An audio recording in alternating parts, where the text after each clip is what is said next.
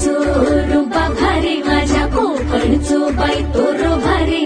दिसते भारी गणपतीची स्वारी अन आला धादिस मामाच्या घरी मालवण चिपळूण सावंतवाडी माझ्या कोकण गावांचो दिमाग भारी दिसते भारी गणपतीची स्वारी माझ्या कोकणा वाटे तुम्ही वळवा गाडी धमाधमान हाका गाडी माझ्या कोकणचो रस्तो नागमोडी